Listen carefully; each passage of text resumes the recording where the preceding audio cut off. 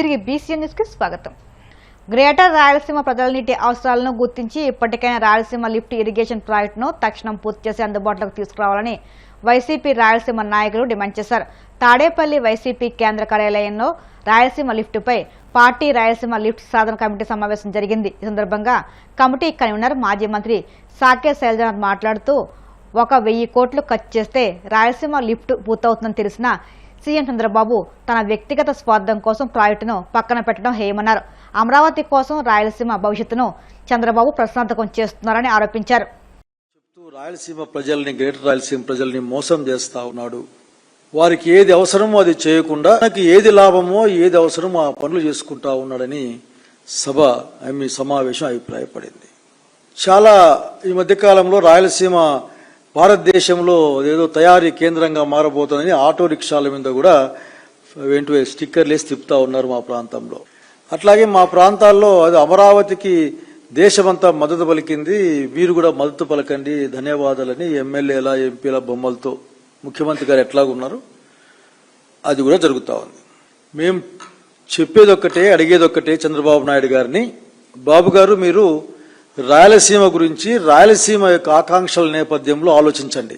ఏదైతే మీరు రాయలసీమ ప్రజలు నిరంతరం కొట్లాడతారో, కోరుకుంటారో, ప్రార్థిస్తారో అవి నీళ్లు.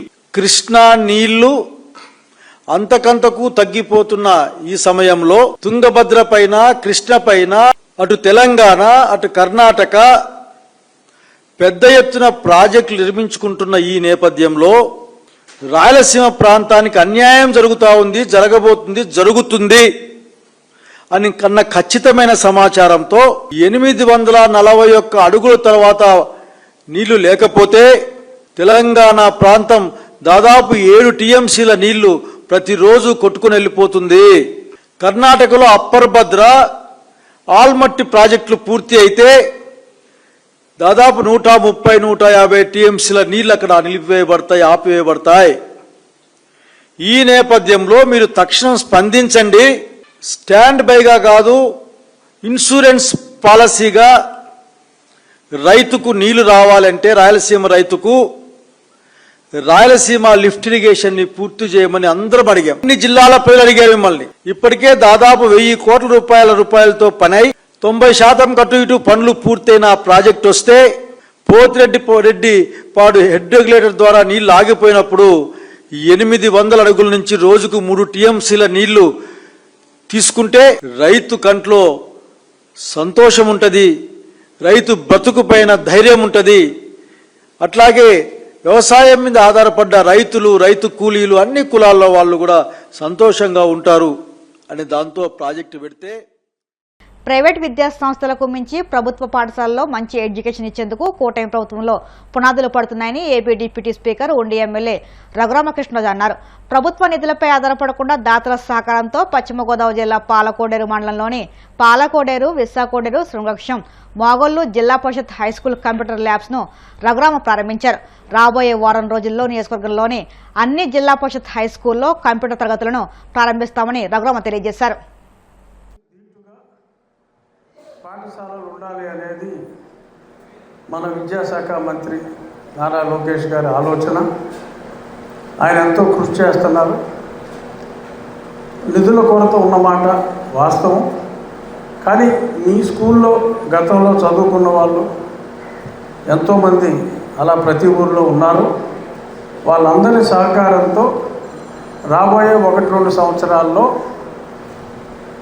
ప్రైవేట్ పాఠశాలల్లో ఎంత చక్కటి బోధన ఉంటుందో అంతకు మించిన వాతావరణంలో అంతకు మించి మంచి ఎడ్యుకేషన్ ఇవ్వటానికి పునాదులు ఇప్పుడు ఈ ప్రభుత్వంలో పడుతున్నాయి. ఖచ్చితంగా ఆ ఫలాలన్నీ కూడా మీ విద్యార్థులకి అందుతాయని చెప్పి ఈ సందర్భంగా మీ అందరికీ వాళ్ళకు కూడా కంప్యూటర్ ఎడ్యుకేషన్ అనేది చాలా ఇంపార్టెంట్. కాబట్టి ఇప్పుడు నేను ఈ సిలబస్ బుక్స్ చూశాను. ఆల్మోస్ట్ మేము చదువుకునే రోజుల్లో ఇంటర్మీడియట్లో ఉన్న సిలబస్ ఆల్మోస్ట్ 9th 10thలోనే ఇప్పుడు ఉంది. సో దీంతో పాటు కంప్యూటర్ ఎడ్యుకేషన్ అనేది కూడా చాలా అవసరం అని చెప్పి గుర్తించి మరి ఈరోజు ఉండి నియోజకవర్గంలో మీ పాఠశాలతో పాటు ఇంకొక 4 పాఠశాలల్లో కంప్యూటర్ తరగతి రూమ్ ఆధునిక సదుపాయాలతో ప్రారంభించడం జరిగింది. రాబోయే వారం రోజుల్లో పెంచిన ఆక్వాఫీడ్ ధరలను తగ్గించాలని డిమాండ్ చేస్తూ అంబేద్కర్ కోనసీమ జిల్లా అమలాపురంలో రైతులు ఆందోళన బాటపట్టారు. దొడ్డిదారిన పెంచిన ఆక్వాఫీడ్ను వెంటనే తగ్గించాలని డిమాండ్ చేస్తూ తోపుడు బండ్లపై రొయ్యలు అమ్ముతూ కలెక్టరేట్ వరకు నిరసన ర్యాలీ చేపట్టారు. సిండికేట్ వ్యవస్థను అరికట్టాలని ఆక్వా రైతులకు సరైన ధర కల్పించి అప్సడ చట్టాన్ని అమలు చేయాలని నినాదాలు చేశారు. 2 రోజుల్లో ప్రభుత్వం దిగిరాకుంటే చలో అమరావతికి పిలుపునిస్తామని ఆక్వా రైతులు హెచ్చరిస్తున్నారు.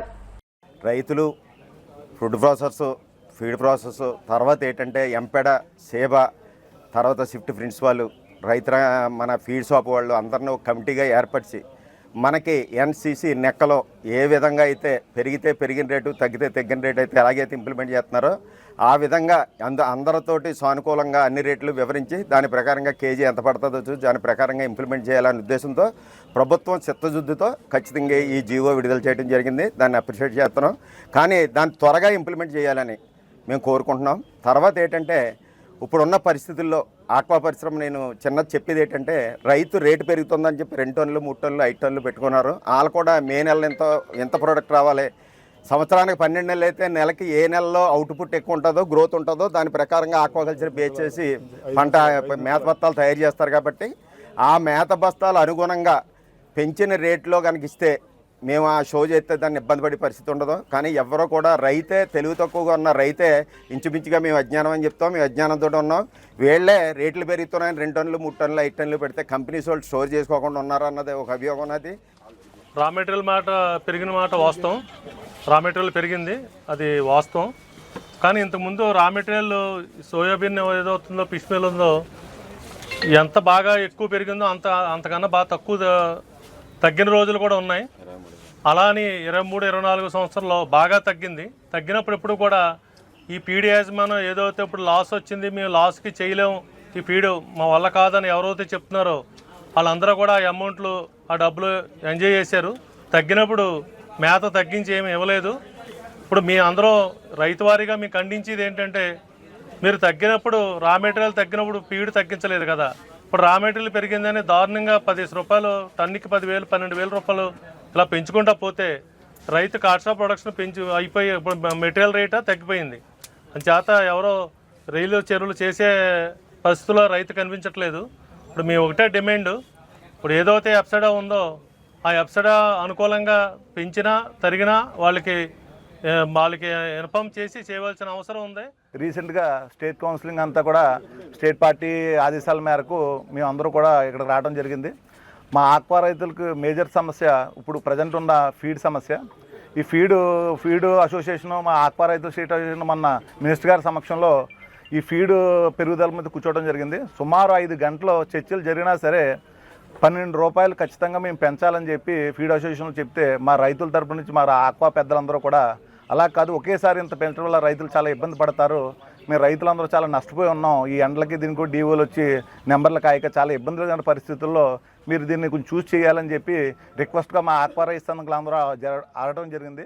మా కోనసీమ ఆక్వా అసోసియేషన్ తరఫున ఈ రోజున ఈ కార్యక్రమం చేపడుతున్నామంటే రాష్ట్ర వ్యాప్తంగా ఒక ఆక్వా సంఘం ఏర్పడి ఆయన ఆదేశాల మేరకు సంఘ అధ్యక్షులు భగవాన్ రాజు గారు, కార్యదర్శి నాగభూషణ్ గారు ఆదేశాల మేరకు ఈ రోజున మేము ఇక్కడ కలెక్టరేట్కి వచ్చి వినతిపత్రం తెచ్చుతున్నాం. ఎందుకంటే మేత రేట్ల గురించి అన్ని వివరాలన్నీ కూడా మా నాయకులు పదే చెప్పారు. కానీ ఈ రోజున పరిస్థితి అంటే మా అమలాపురం పరిస్థితిలో మేము ఏదో రేట్లు తగ్గిస్తామని మేము ఈ నెలల నుంచి తిరిగాము. కానీ మేము మాట్లాడుతుండగానే యథాప్రకంగా రేట్లు అనౌన్స్ చేయడంలో కొంతమంది రైతులు మీరు చూశారు. కొంతమంది రైతులు ఇంకా మేము ఈ మేతరేకే మేము రైలు పెంచలేమని సుమారు 120 కౌంటు 130 కౌంటు రైలు పట్టేశారు.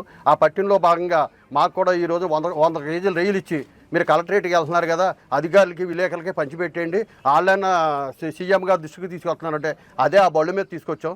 ఆ ప్రకారంగానే ఆ రైలన్నీ కూడా ఆ రైతు ఎవరో ఉదాహరణ రైతు 100 కేజీలు ఇచ్చి ఇంక మీరు కలెక్టరేట్కి వెళ్తున్నారు కదా అని పరోక్షంగా మాకు సహకరించారు.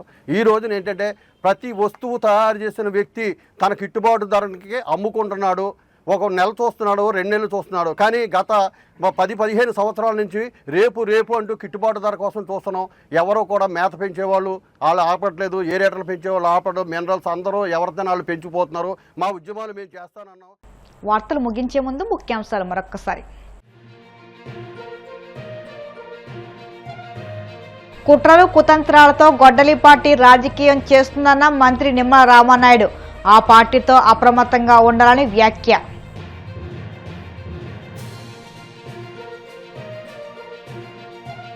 గిరిజన ప్రాంతాల్లో డోలి మోతలకు ముగింపు పలకడమే ప్రభుత్వ లక్ష్యమన్న మంత్రి సంధ్యారాణి. గిరిజన ప్రాంతాల్లో 2500 కోట్లతో రహదారులు నిర్మిస్తున్నట్లు వెల్లడి. హోంమంత్రి అనితపై మాజీ మంత్రి అమర్నాథ్ అనుచిత వ్యాఖ్యలు చేయడం సరికాదన్న టీడీపీ రాష్ట్ర అధ్యక్షుడు పల్లా.